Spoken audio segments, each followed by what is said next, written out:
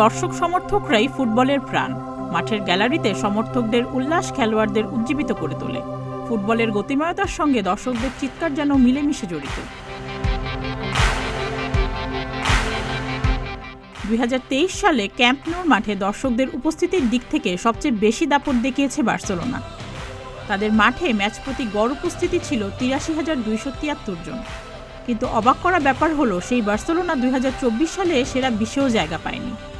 এখন প্রশ্ন জাগতে পারে, তবে কি জনপ্রিয়তা হারিয়েছে বার্সেলোনা? তবে ব্যাপারটা অবশ্য ঠিক এমন নয়। বার্সার এই দর্শক হারানোর পেছনে মূল কারণ তাদের স্টেডিয়াম পরিবর্তন।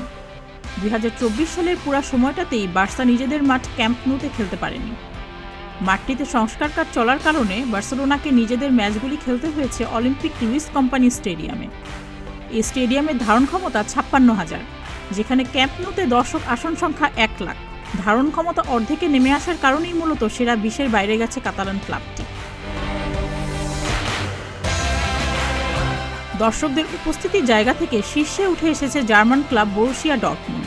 সিগন্যাল ইদুনা পার্কের মাঠে 2024 সালে গড় দর্শক উপস্থিতি ছিল ৮১,৩১২ জন। ডর্টমুন্ডের বুন্দেসলিগা প্রতিদ্বন্দ্বী বায়ার্ন মিউনিখ আছে এই তালিকায় 2-এ। আলিয়াঞ্জ অ্যারেনায় গত বছর ম্যাচ প্রতি দর্শকদের গড় উপস্থিতি ছিল ৭৫,০০০।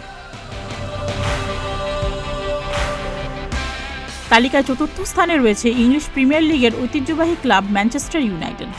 ওল্ড ট্রাফোর্ডে ম্যাচ প্রতি দর্শকদের গড় উপস্থিতি ছিল ৭৩,৭০০ জন। এই তালিকায় চতুর্থ ও পঞ্চম স্থানে রয়েছে সিরিয়া প্রতিদ্বন্দ্বী ইন্টার মিলান ও এসি মিলান। সান সিরোতে ইন্টার মিলানের হোম ম্যাচে দর্শক উপস্থিতি ছিল ৭২,৪৮৮ জন, আর একই মাঠে এসি মিলানের ম্যাচে উপস্থিত ছিল গড়ে ৭১,৯৭০ জন দর্শক। ইউরোপের সবচেয়ে সফল ক্লাব রিয়াল মাদ্রিদ রয়েছে তালিকার ৬ নম্বরে। রিয়ালের মাঠ সান্টিয়াগো বার্নাব্যুতে ম্যাচ প্রতি দর্শকদের গড় উপস্থিতির সংখ্যা ছিল ৬৯,৪৬৮ জন। সুস্মিতা, প্রতিদিনের বাংলাদেশ।